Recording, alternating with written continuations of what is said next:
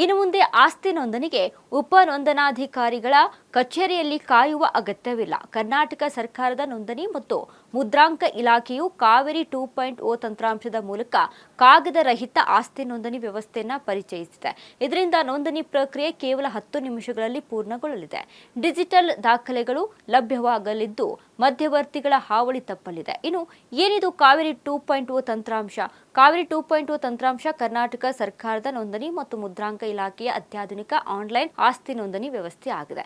ಇದು ಹಳೆಯ ಕಾವೇರಿ ತಂತ್ರಾಂಶದ ಸುಧಾರಿತ ಆವೃತ್ತಿಯಾಗಿದೆ.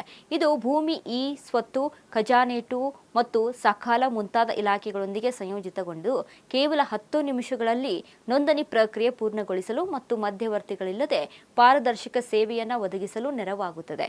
ಈಗಾಗಲೇ ಡಿಜಿಟಲ್ ಸ್ಟಾಂಪ್ ಸೇವೆ ಚಾಲ್ತಿಯಲ್ಲಿದ್ದು, ಈಗ ನೋಂದಣಿ ಪ್ರಕ್ರಿಯೆಯು ಕೂಡ ಡಿಜಿಟಲ್ ರೂಪವನ್ನು ಪಡೆಯಲಿದೆ. ನೋಂದಣಿಯ ನಂತರ ನಿಮಗೆ ಭೌತಿಕ ದಾಖಲೆ ಪತ್ರಗಳ ಬದಲಿಗೆ ಲಾಗಿನ್ ಐಡಿ ಮತ್ತು ಪಾಸ್ವರ್ಡ್ ನೀಡಲಾಗುತ್ತದೆ. ನಿಮ್ಮ ಆಸ್ತಿ ವ್ಯವಹಾರದ ಎಲ್ಲಾ ದಾಖಲೆಗಳು ಡಿಜಿಟಲ್ ರೂಪದಲ್ಲಿ ಸುರಕ್ಷಿತವಾಗಿರಲಿದೆ. ಕಾವೇರಿ 2.0 ತಂತ್ರಾಂಶದಲ್ಲಿ ಲಭ್ಯವಿರುವ ಸೇವೆಗಳು ಆಸ್ತಿ ನೋಂದಣಿ, ಋಣಭಾರ ಪ್ರಮಾಣ ಪತ್ರ, ಆನ್ಲೈನ್ ದಾಖಲೆ ಪರಿಶೀಲನೆ, ಶುಲ್ಕದ ಅಂದಾಜು, ಇನ್ನು ವಿವಾಹ ನೋಂದಣಿ, ಮುದ್ರಾಂಕ ಸೇವೆಗಳು, ಆಸ್ತಿ ಮೌಲ್ಯಮಾಪನ. ಇನ್ನು ನೋಂದಣಿ ಪ್ರಕ್ರಿಯೆ ನಡೆಯುವುದು ಹೇಗೆ?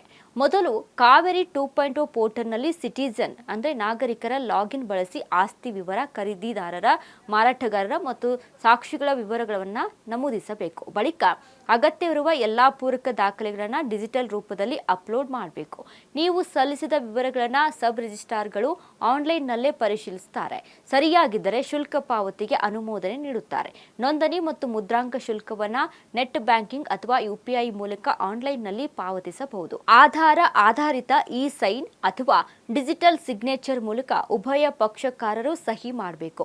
ನಿಗದಿಪಡಿಸಿದ ಸಮಯದಲ್ಲಿ ಸಬ್ ರಿಜಿಸ್ಟ್ರಾರ್ ಕಚೇರಿಗೆ ಭೇಟಿ ನೀಡಿ ಕೇವಲ ಬಯೋಮೆಟ್ರಿಕ್ ಮತ್ತು ಫೋಟೋ ನೀಡಿದರೆ ಸಾಕು. ಅಂತಿಮವಾಗಿ ಸಬ್ ರಿಜಿಸ್ಟ್ರಾರ್ ಡಿಜಿಟಲ್ ಸಹಿ ಮಾಡುವ ಮೂಲಕ ನೋಂದಣಿ ಪ್ರಕ್ರಿಯೆ ಪೂರ್ಣಗೊಳ್ಳುತ್ತದೆ.